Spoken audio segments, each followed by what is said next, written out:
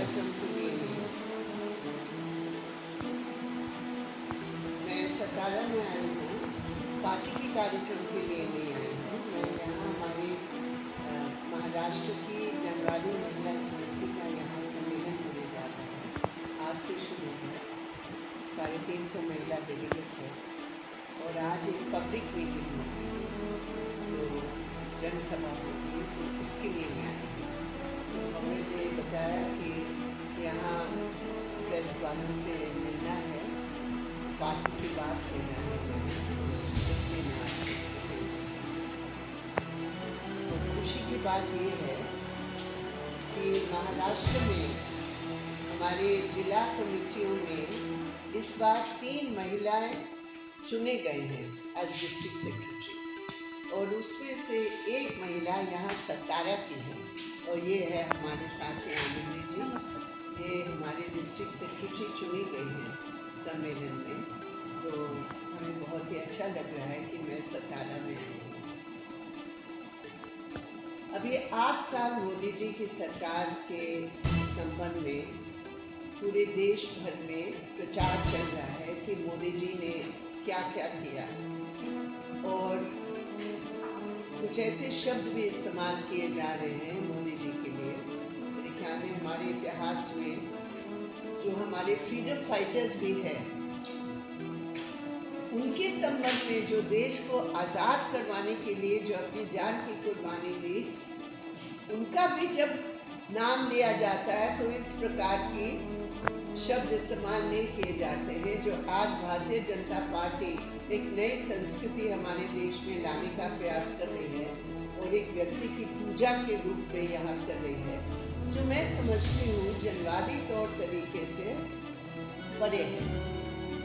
अगर कुछ हकीकत भी होती इन बातों में तो समझ में भी आती, लेकिन 8 साल में जो मोदी जी का रिकॉर्ड रहा है, उस पर निश्चित रूप पर एक बात कहा जा सकता है कि 8 साल की कार्यकाल में एक रिकॉर्ड जरूर कायम हुआ है, और वो रिकॉर्ड है कि हमारे देश में सामाजिक और आर्थिक असमानता की बढ़ोतरी। हमारे देश में आज कुछ ऐसे बड़े पूंजीपति हैं जो एक दिन में 10,000 करोड़ रुपया कमाते हैं, 10,000 करोड़ रुपया, जहां दूसरी तरफ हमारे देश के 61% जनता 14,000 से नीचे महीने में कमाती है। तो सवाल उठता है कि मोदी जी के 8 साल के कार्यकाल में बड़े पूंजीपतियों की जो मुनाफे की जो बढ़ोतरी हुई है, उसकी कीमत आज हिंदुस्तान की जनता को चुकानी पड़ रही है। एक और रिकॉर्ड मोदी जी ने कायम किया है, वो है महंगाई की। आज जो महंगाई आसमान छू रही है, वो कोई प्राकृतिक कारण से नहीं, इसलिए कि मोदी जी बड़े पूंजीपतियों की टैक्स नहीं करते हैं, लेकिन पेट्रोल, डीजल, गैस, ये सब पर ऐसे टैक्स लगाए हैं, ऐसी ड्यूटी लगाए हैं कि हर साल 2 लाख करोड़ से 3 लाख करोड़ रुपया खजाना में भरा जा रहा है और लोगों की जेब खाली की जा रही है। तो महंगाई का रिकॉर्ड, असमानता का रिकॉर्ड, सामाजिक न्याय के खिलाफ आज एक बात है कि कास्ट सेंसस क्यों नहीं मोदी जी करवाना चाहते हैं। तो आर्थिक रूप में हमारे देश की जो संपत्ति है उसकी प्राइवेटाइज करके वो बेच रहे हैं। ये सारे रिकॉर्ड पिछले 8 साल के हैं, और इसके संबंध में बीजेपी कुछ भी कहने के लिए तैयार नहीं है। और दूसरी तरफ उनकी बुलडोज़र पॉलिटिक्स चल रही है।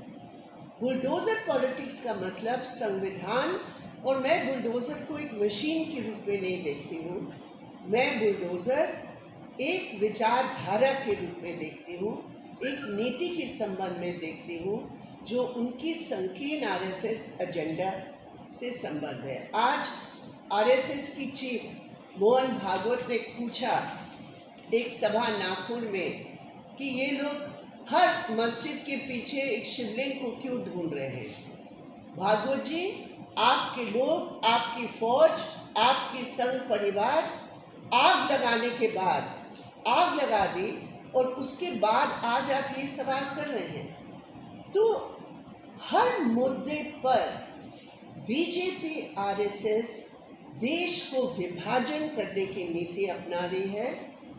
महंगाई रोक नहीं सकते, रोजगार दे नहीं सकते, लोगों की जो पीड़ा समझ नहीं सकते हैं, लेकिन हाँ, आग लगाने के लिए बुलडोजर सामने है। तो ये बुलडोजर संविधान पर बुलडोजर चल रहा है। 8 साल से अगर कोई सबक सीखना है वो यही है कि हर देशभक्त जो देश को प्रेम करता है और करती है, वो एक साथ मिलकर आज इस मोदी बीजेपी आरएसएस की बुलडोजर को रोकने के लिए हमें आगे आने की ज़रूरत है। यही हमारा आह्वान है। आप इनसे मिलिए, ये हमारे आज देश भर में मजदूर, किसान, मेहनतकश लोग देश को बचाने के लिए और संविधान को बचाने के लिए और अपनी जीविका और जिंदगी बचाने के लिए एकजुट होकर संघर्ष कर रहे हैं। ये अलग बात है कि हमारे देश के आम विपक्ष दल क्या सोच रहे नहीं सोच रहे, मैं उसके लिए जवाबदेह नहीं हूँ, लेकिन निश्चित रूप पर मैं लेफ्ट की तरफ से कह सकती हूँ और विशेषकर सीपीआईएम की तरफ से कह सकती हूँ कि जहाँ जहाँ भी इस प्रकार के अत्याचार हो रहा है, वहाँ आप हमारे लाल झंडे को देखेंगे। हमारा कोई कॉम्प्रोमाइज़ नहीं, हमारा कोई सरेंडर नहीं, हमारे किसी भी कदम पीछे हटने का कोई सवाल नहीं। मैडम 40% से ज़्यादा नहीं है, 40% के आसपास है। मतलब 60% लोग हमारे देश में बीजेपी के खिलाफ ही वोट दिए हैं। ये हकीकत है। दूसरी बात है, सत्ता को इस्तेमाल करके अगर आप पैसे की भी बात देखते हैं तो बीजेपी ये इलेक्ट्रल बॉन्ड का जो मैं समझती हूँ बिल्कुल भ्रष्ट हथियार है। भ्रष्ट, करप्शन का सीमा पार है ये इलेक्ट्रल बॉन्ड। क्यों? क्योंकि देश की जनवादी प्रणाली में आप लोगों को हजारों करोड़ रुपया का हिसाब, कौन आपको दे रहा है ये पैसा, ये आपको पैसा क्यों दिया जा रहा है, उसके जवाब में आप देने वालों को क्या तोहफा दे रहे हैं, उसका नाम ही आपने छिपा दिया है। तो जितना पैसा जो आंकड़े आ रहे हैं, हजारों करोड़ रुपया बीजेपी के पास है, तो ये पैसे के बल पर हमारी पूरी जनवादी प्रणाली को भी हाईजैक कर रहे हैं। एक दूसरी बात मैं कहना चाहती हूँ, ये सांप्रदायिक ध्रुवीकरण करके लोगों को भड़काने का काम करते हैं। और तीसरी बात, ये ईडी, सीबीआई, जितने भी इनके हथियार हैं, उस सब को इस्तेमाल करके उसके खिलाफ कर रहे हैं। यही आपने देखा आर्या खान की केस, किस तरह ब्लैकमेल किया गया, किस तरह पूरे राजनीतिक माहौल बनाने का उन्होंने प्रयास किया। और जितने भी ऑपोजिशन लीडर्स हैं, आप उनके खिलाफ इस प्रकार के केसेस लगाकर दबाव दिलवाने के प्रयास कर रहे हैं। ये क्या जनवादी प्रणाली के लिए अच्छा है? बीजेपी के लोग सब दूध के धुले हुए हैं। तो ये जो एक जनवादी प्रणाली को साबोटाज करने का जो इनका पूरा एक रोल रहा है, मैं समझती हूँ हमारी जनता भी समझ रही है। जम्मू कश्मीर में 370 धारा जब से हटाई गई तब से, मतलब पिछले हफ्ते 7 लोगों की हत्या हुई। बर्बर हत्या है ऐसे शब्द नहीं है पहले। ये आतंकियों को और ये जो मिलिटेंट्स हैं, इनकी कायरता अनआर्म्ड सिविलियंस के ऊपर और महिलाओं के ऊपर जिस तरह इन्होंने किया है, ये बिल्कुल बर्बर हत्या की हम सख्त शब्दों में निंदा करते हैं।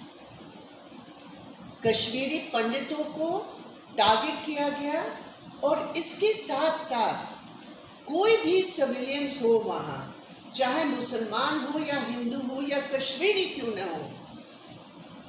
इनफैक्ट अगर आंखें दिखाई दिए तो आप देखेंगे कि वहाँ जो कश्मीरी हैं, जो मुसलमान हैं, उनके ऊपर जितनी हत्याएं हुई है, क्यों? क्योंकि उन्होंने हथियारों के खिलाफ संघर्ष के एकजुट हुए हैं। 370 हटाने का कारण जो मोदी सरकार ने कहा कि कश्मीर और हिंदुस्तान में जो प्रॉब्लम्स है वो सब मिट जाएंगे, हकीकत क्या है कि 370 हटाने के बाद मोदी जी ने दिल्ली का राज वहां चलाया। तो जो कुछ हुआ पिछले